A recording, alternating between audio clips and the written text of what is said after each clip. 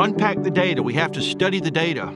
Teachers are told so often. And then they're told that we have to do what's best for the student. Now, the problem is these are two contradictory statements because the data that teachers are usually asked to unpack, analyze, and study is not the data on what's best for the student. It's data on how to get better test scores. It's not the actual scientific data done for decades now on what is actually best practice for the health and well-being and growth of human beings. For example, kindergarten. If we were really unpacking the data on child development and what is best for childhood development, kindergarten would not be trending the way it is in the United States to have less recess time, making it more and more like first and second grade. That is absurd, and it's so contradictory to research done by the best child psychologists, by the best research centers on child development across the nation, across the world. So I'm sorry, but it feels like gaslighting, and it feels so disingenuous to tell us we have to unpack the data and pay attention to the data and analyze the data, and yet we're not really analyzing the data that matters.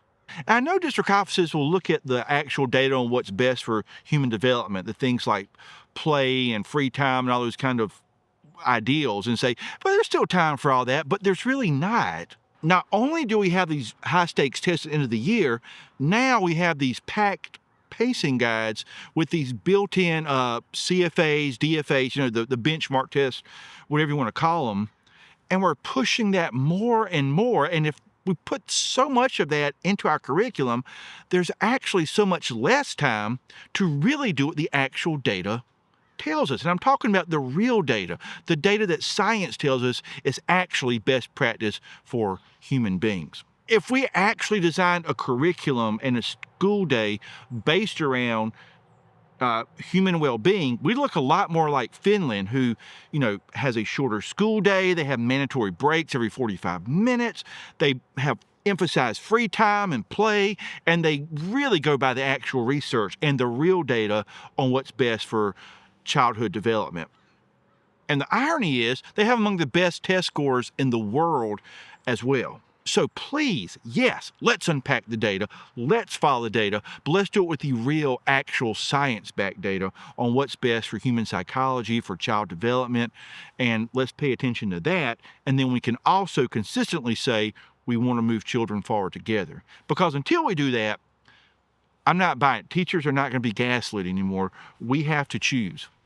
Are we serving students, or are we serving test companies and companies that make a lot of money off selling things to get better results on tests? So teachers, next time we're at data meetings, let's ask, where's the data supporting the actual well-being of our students and human psychology and child development? And let's pay attention, ask if we can pay more attention and unpack that data, and be open about how it contradicts the way our schools are currently set up. And thanks to those district officials and politicians and everyone already working for that. And together, let's build a better system that serves human beings instead of continuously trying to get human beings just to serve the system. Cool vibe.